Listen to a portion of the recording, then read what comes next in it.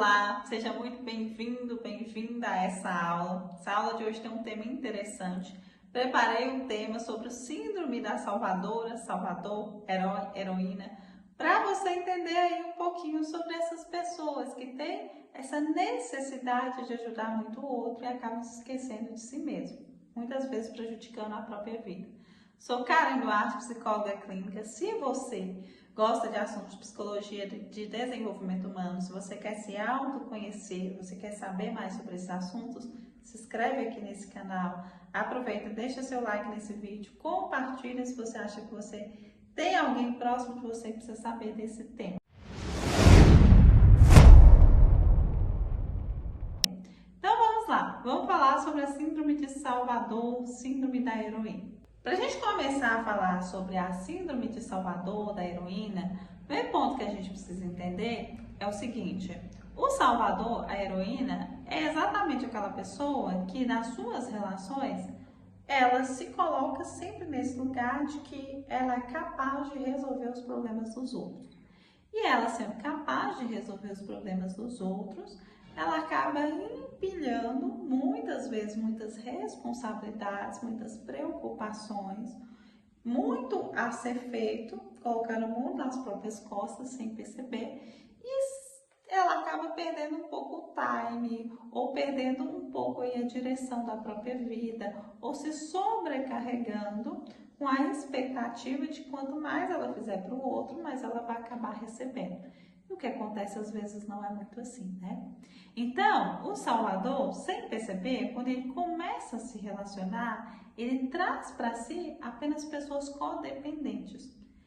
Como essa síndrome, ela vem da necessidade de, às vezes, essa pessoa entender que a forma dela de estar com as outras pessoas, de colocar valor, de amar, é essa pessoa se colocando nesse lugar de autossacrifício, ou se colocando nesse lugar de, quando percebeu, estar ali resolvendo a vida das outras pessoas, quando ela começa a se relacionar, naturalmente ela vai ter perfis de pessoas que chamam mais atenção para elas. Então, o Salvador, a salvadora, provavelmente na infância, foi aquele filho, aquela filha que ocupou um papel que não era dele. Então, teve uma mãe ou um pai, ou as duas pessoas aqui da família, que ele julgou que eram pessoas que, embora adultos, não davam conta da tarefa de cuidar de si mesmo e cuidar dos próprios filhos. Então, essa pessoa, desde muito nova, entendeu que ela deveria ser o pai ou a mãe daquela família que ela nasceu e pegar a responsabilidade de adultos para si. Então, cresce aquele mini adulto, aquela pessoa que desde criança ela é a pessoa mais consciente ali daquela família e foi agregando várias funções. Ou foi aquele filho, aquela filha, que foi bonzinho, que mesmo que os pais estavam nesse lugar de assumir suas responsabilidades, essa pessoa, ela entendeu que ela tinha que se colocar nesse lugar de não dar trabalho por algum motivo. E quando ela resolve não dar trabalho, ela também resolve trazer muitas responsabilidades para si.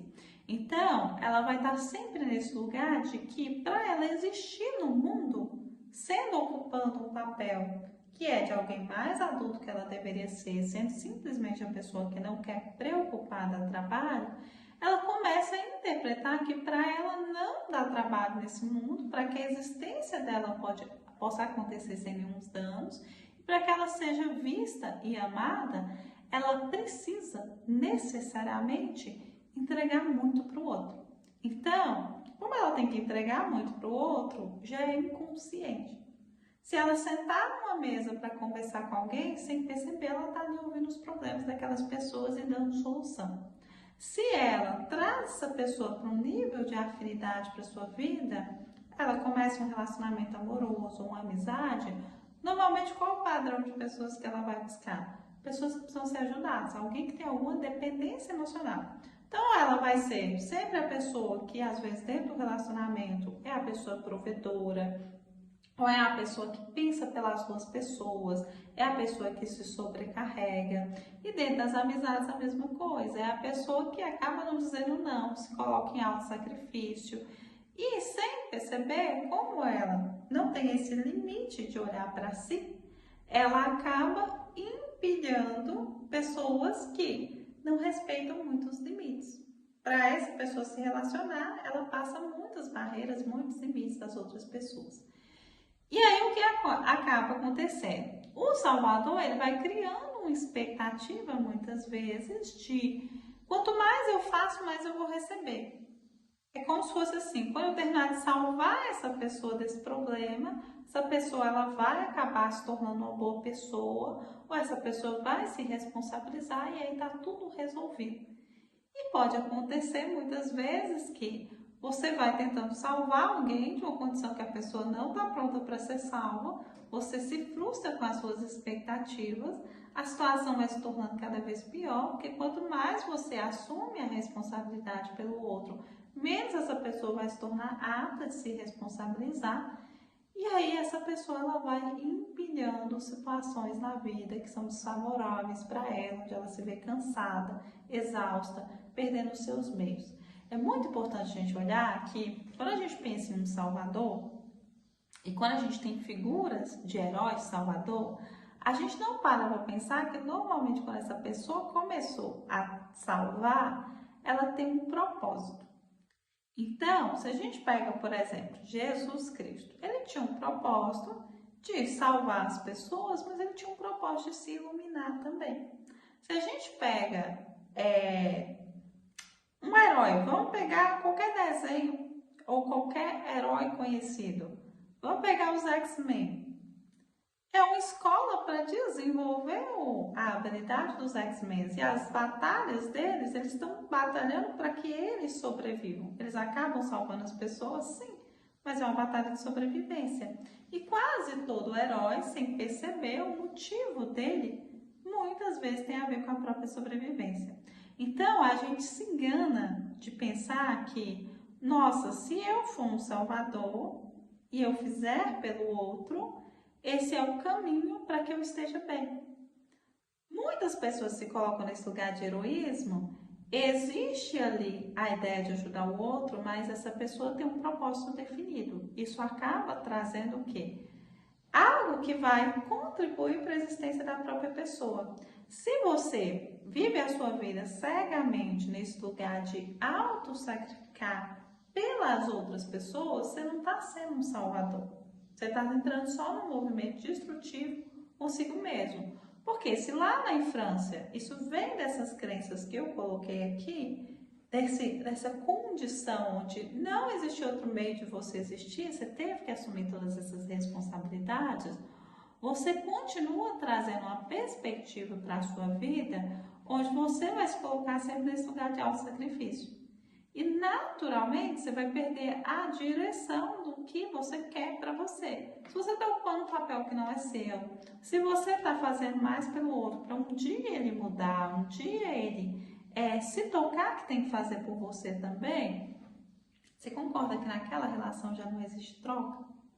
Então é muito comum para o salvador, às vezes, quanto mais eu perdoar essa pessoa, quanto mais eu fazer isso aqui por ela, mais ela vai melhorar. E não, porque essa relação já começou em desequilíbrio. Primeiro, vocês não estão no mesmo nível de pensamento. Se você é capaz de fazer mais que a outra pessoa, a sua vibração é um pouquinho mais elevada. Então, você vai estar sempre frustrado, chateado com o processo de evolução da outra pessoa. Toda relação que ela começa com pena, eu vou fazer porque você não dá conta, é uma relação que simplesmente ajuda. Então, esse vínculo ele tem que ser cortado quando a ajuda finalizou. Para vocês continuarem juntos nessa dependência, você vai ter que estar constantemente ajudando a outra pessoa. E aí, qual que é o problema das pessoas que têm síndrome de Salvador? Elas não entendem que quando você faz algo pelo altruísmo, você vai ter que fazer dentro de um vínculo que você não traz essa pessoa para a sua vida. Ou você traz de um nível que você consegue separar. Mas o Salvador, normalmente, o que vai acontecer? Eu trago essas pessoas para um lugar de afetividade, então se torna meu marido, minha esposa, se torna meu filho, porque você vai sempre olhar as pessoas com esse olhar de coitadinho, não dá conta, e eu vou alimentando essa codependência. Eu vou colocando essa pessoa nesse lugar de pena, que não dá conta, e eu vou me colocando nesse lugar de sobrecarga. Então, sem perceber, todo mundo nessa nessa relação, vai perder o foco e a direção. Então, como não vai haver essa energia para essa relação saudável, é importante levar as suas relações para esse lugar de, primeiro, eu preciso sair desse lugar de pena das pessoas e principalmente entender qual é o foco, qual é o objetivo da minha vida. Porque se você não tem direção, você vai estar constantemente nesse movimento de eu me dou aqui porque eu não sei viver para mim. Então, o foco principal é eu preciso me conhecer para aprender a viver para mim e reconhecer os meus limites nas minhas relações.